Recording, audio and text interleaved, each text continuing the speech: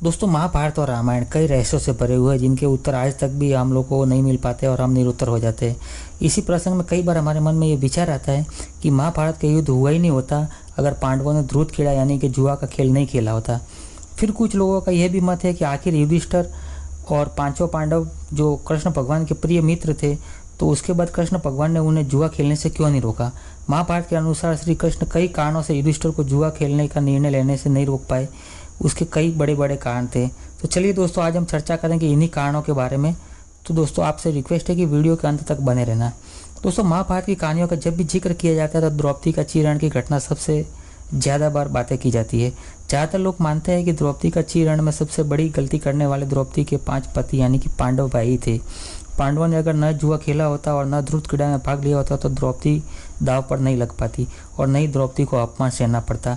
इन सभी काश और न वाले सवालों की भावना कुछ लोग यह भी मानते हैं कि जब श्री कृष्ण पांडवों से इतना लगाव रखते थे तो उन्होंने पांडवों को जुआ खेलने से क्यों नहीं रोका। तो चलिए दोस्तों, बताते हैं एक एक करके आपको सभी कारण। श्री कृष्ण ने पांडवों को अपना कर्म करने दिया था। दोस्तों, श्री कृष्ण युधिष्ठिर और बाकी पांडवों से बहुत लगाव रखते थे, लेकिन श्री कृष्ण मनुष्य को कर्म करने का अधिकार नहीं छीन सकते थे।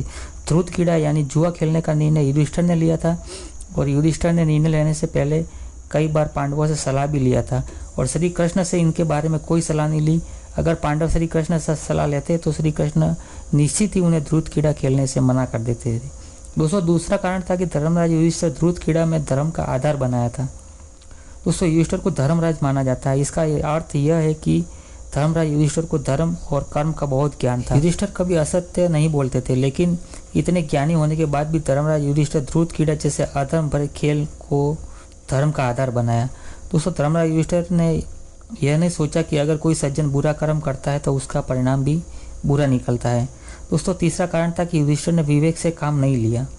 दोस्तों, युधिष्ठिर ने जब ध्रुत क्रीड़ा खेलने का निर्णय लिया तो न तो युधिष्ठिर को इसके बारे में कोई रणनीति बनाई थी और न ही युधिष्ठिर को ध्रुत क्रीड़ा के बारे में कोई ज्ञान था, लेकिन उन्होंने किसी की सहायता नहीं ली, सब कुछ भाग्य के भरोसे छोड़ दिया। जबकि दूसरी तरफ दुर्योधन बड़ा कपटी था और उसने खेल में जीतने के लिए मामा शकुनी की मदद ली, जो कि ध्रुत क्रीड़ा का माहिर खिलाड़ी था। दोस्तों, तीसरा कारण था कि युधिष्ठिर ने श्री कृष्ण को सभा में बिना बुलाए आने से मना कर दिया था। दोस्तों, युधिष्ठिर को पता था कि ध्रुत क्रीड़ा बुरा खेल है यानी कि जुआ बुरा खेल है, इसलिए युधिष्ठिर को डर था कि श्री कृष्ण को पता न चल जाए कि युधिष्ठिर और बाकी पांचों पांडव जुआ खेलने वाले हैं। युधिष्ठिर को अपनी छवि की चिंता थी कि कृष्ण उनके बारे में क्या सोचेंगे, इसलिए उन्होंने श्री कृष्ण से कहा कि वे कौरवों के साथ सभा में विचार विमर्श कर रहे हैं, इसलिए उन्हें सभा में बिना बुलाए न आए।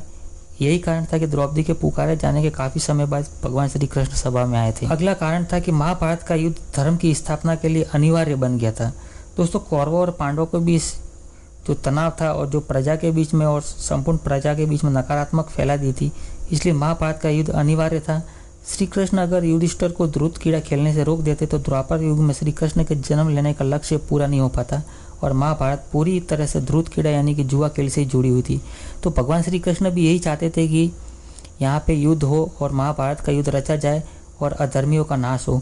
दोस्तों, ये भी एक मेन कारण था कि इस भगवान श्री कृष्ण ने ध्रुत क्रीड़ा में दखल नहीं दी और कौरवों और पांडवों को अपना ध्रुत क्रीड़ा यानी कि जुआ या चौरस खेलने की अनुमति दे दी और उन्हें खेलते रहने दिया। तो दोस्तों, आशा करते हैं आपको ये प्रसंग अच्छा लगा होगा। दोस्तों, प्रसंग अच्छा लगता है तो वीडियो को लाइक और चैनल को सब्सक्राइब जरूर करें ताकि हम आपके साथ ऐसे ही रोचक प्रसंग शेयर करते रहें। चलिए दोस्तों, मिलते हैं एक और नेक्स्ट वीडियो में, तब तक अपना ख्याल रखना।